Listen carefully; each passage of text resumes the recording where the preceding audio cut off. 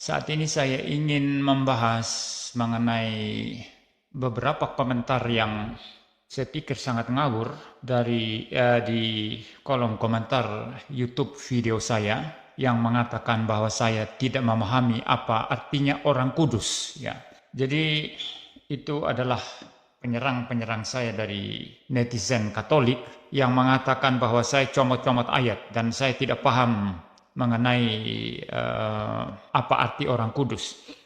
Orang Katolik itu percaya bahwa kita bisa berkontak dengan orang-orang kudus di surga dan meminta bantuan doa-doa mereka, begitu ya. Dan saya kritisi itu dan saya membahas di sana orang-orang kudus itu siapa. Orang-orang kudus itu adalah orang-orang percaya. Saya adalah orang kudus, saudara adalah orang-orang kudus. Orang-orang yang sudah percaya kepada Kristus, yang sudah dilahirkan kembali, yang menjadi milik Kristus, yang menjadi gereja yang kudus dan am, itulah orang-orang kudus. Tapi orang Katolik kan tidak memahami demikian.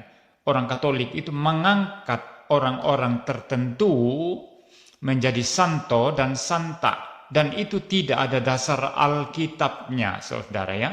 Maka dongeng-dongeng mereka ini itu sangat-sangat bertentangan dengan fakta yang dikatakan oleh Alkitab. Dan nanti kita bisa melihat satu dua bagian Alkitab yang mengatakan bahwa orang-orang suci atau orang-orang kudus itu adalah kita.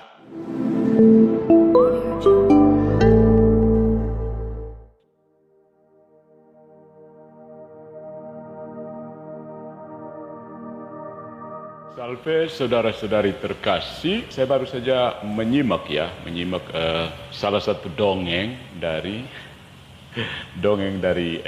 pendeta MYM ya, dongengnya tentang orang kudus. Jadi pendeta MYM harus tahu bahwa teologi Protestan itu memang menolak kepengantaran orang kudus. Jadi kamu akan mati-matian mencari ayatnya. Bahkan beberapa buku terpaksa dibuang karena penolakan terhadap kepengantaran orang kudus.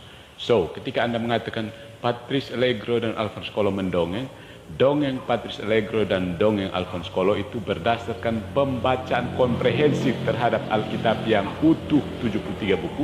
Sementara saya menyimak dongeng pendeta MYM dan Protestan pada umumnya adalah berasal dari pecahan-pecahan ayat kitab suci dan doktrin-doktrin inovasi abad ke-16. So, dongeng Katolik itu adalah tradisi kekristenan secara universal sejak abad pertama, sementara dongeng Protestan itu baru mulai abad ke-16. So, kita sebut saja itu dongeng, sama-sama dongeng ya. Hanya sekedar menyebut ayat-ayat Alkitab tidak menjadikannya bukan dongeng. Kita sepakat saja sama-sama adalah dongeng, tapi dongeng mana yang lebih plausibel sekarang? Ini penting untuk mendidik umat kita supaya jangan pakai pola pikir Protestan yang comot-comot Alkitab untuk menegaskan apapun doktrin mereka yang hanya sekedar untuk memberontak terhadap gereja Katolik. Karena pada umumnya mereka masing-masing ingin menjadi paus. Nah, kalau kita misalnya mau mengkritik pendeta MYM, yang pertama kita tanya saja, siapa yang memberikan kuasa mengajar untuk pendeta MYM? Tidak ada. Ya, dia hanya menerimanya dari seorang pembangkang yang mengangkat dirinya sendiri. Entah itu John Calvin. Ya, kemungkinan besar John Calvin.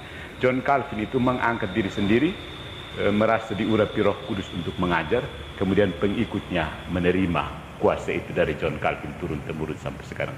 So, bagi orang Katolik, MYM tidak punya kuasa mengajar untuk mengajar orang-orang Katolik. Ya, kita hanya bisa mengkritisi dongeng-dongengnya yang bisa menyesatkan orang Katolik. Lalu apalagi yang berikut, sekedar membaca Alkitab, sekedar bilang tidak Alkitabiah, kelihatan plausibel bagi orang-orang Protestan.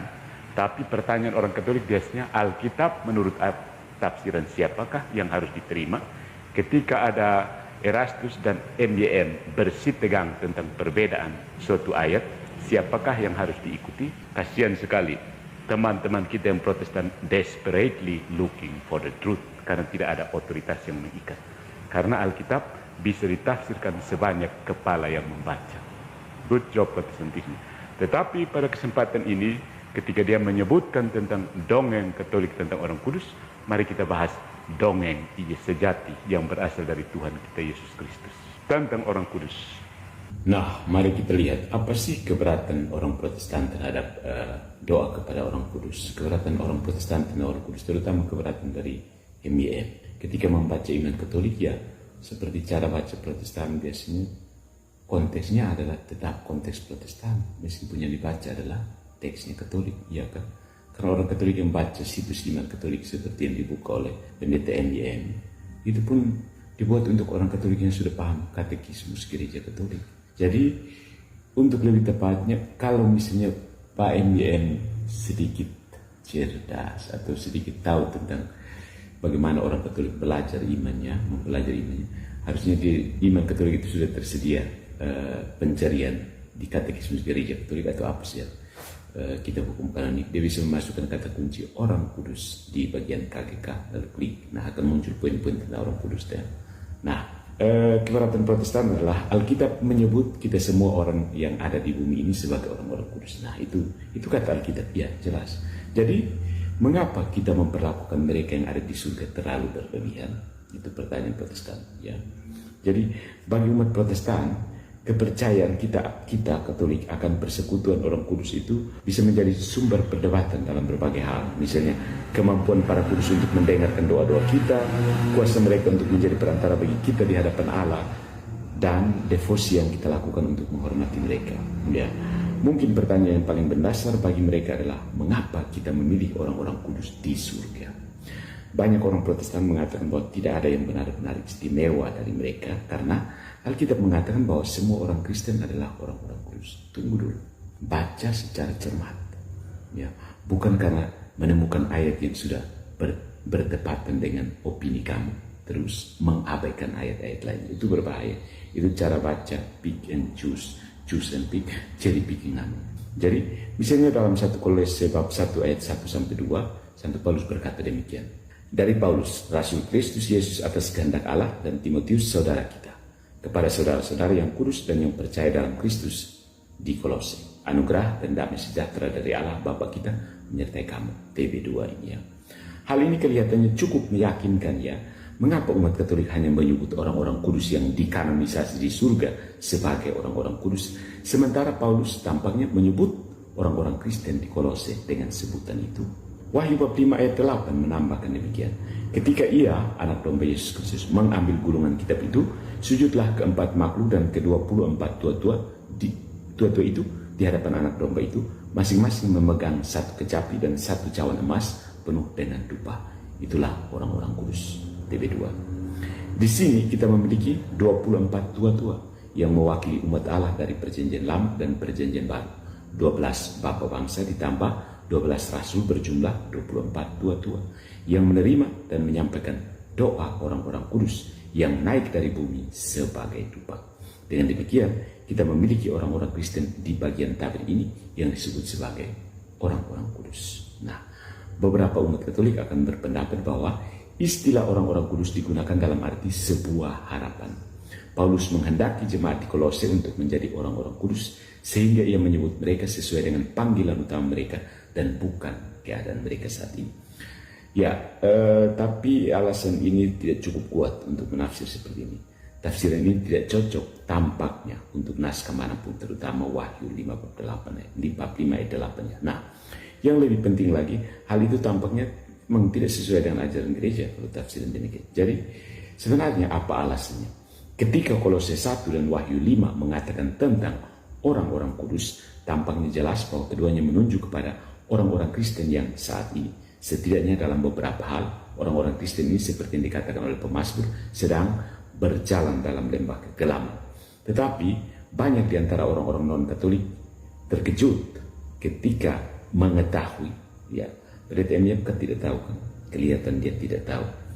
Ketika kita mengatakan kepada mereka bahwa gereja Katolik mengakui bahwa semua orang yang dibaptis dapat disebut sebagai orang-orang kudus, ya. Semua orang yang dibaptis itu adalah anggota gereja, ya. Jadi bagaimana MBN dalam persekutuan katekismus gereja Katolik, dalam persekutuan para kudus di antara para beriman, apakah mereka telah ada di dalam tanah air surgawi atau masih menyilih di tempat penyucian atau masih bersiara di dunia? Benar-benar terdapat satu ikatan cinta yang tetap dan satu pertukaran kekayaan yang berlimpah. Dalam pertukaran yang mengagumkan ini, kekudusan seseorang dapat berguna untuk orang lain. Nah, ini bedanya di situ. dapat berguna untuk orang lain. Karena ini komunio sanctorum, persekutuan orang kudus. Ya, itu bukan persekutuan orang-orang kudus, tapi dia kudus untuk dirinya sendiri. Orang kudus yang egois pada saat yang sama. Bagaimana mungkin ya? Hanya di Protestan saja, atau minimal di jemaatnya MDM itu yang kudus egois. Dengan demikian, penggunaan persekutuan para kudus dapat membantu pendosa yang menyesal bahwa ia lebih cepat dan lebih berdaya guna dibersihkan dari siksa-siksa dosanya. KGK 1475. Suatu bagian sebelumnya di dalam katekismus semakin memperjelas bahwa semua umat Allah dapat disebut sebagai orang-orang kudus. Ya, ingat ya, terutama pendeta MDM, ini bukan dongeng. Anda salah paham tentang ajaran gereja Katolik. Strawman falasi. Sesudah pengakuan akan gereja Katolik yang kudus, menyusul dalam syahadat persekutuan para kudus. Artikel iman ini dalam arti tertentu adalah pengembangan dari yang terdahulu. Apa itu gereja? Kalau bukan perhimpunan semua orang kudus. Persekutuan para kudus itu adalah gereja. Ungkapan persekutuan para kudus dengan demikian mempunyai dua arti yang berhubungan erat satu dengan yang lain. Persekutuan dalam hal-hal kudus, sancta bahasa Latinnya, dan persekutuan antara orang-orang kudus, itu namanya sancti. Jadi persekutuan dalam hal-hal kudus, sancta, dan persekutuan antara orang-orang kudus, sancti.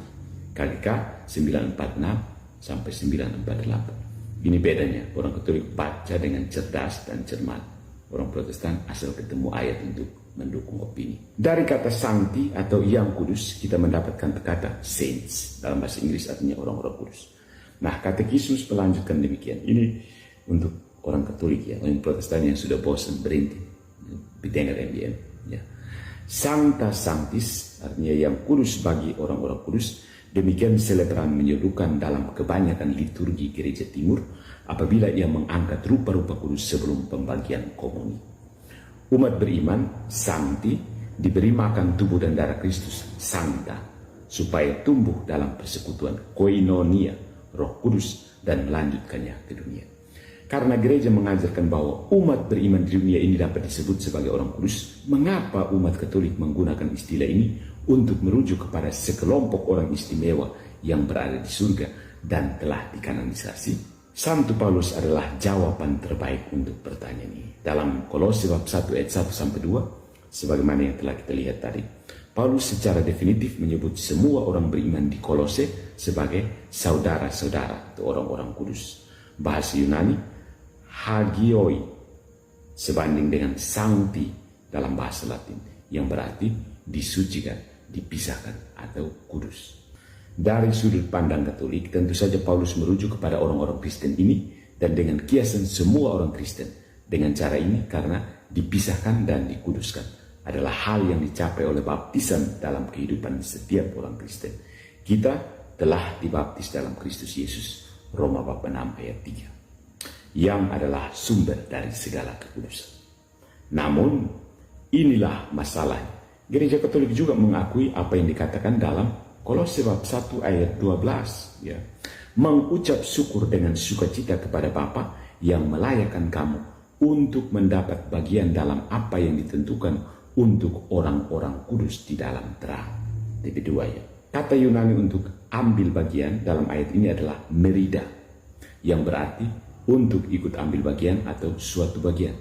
Menurut Paulus, orang-orang kudus di bumi memiliki sebagian dari apa yang dimiliki oleh orang-orang kudus di surga secara penuh.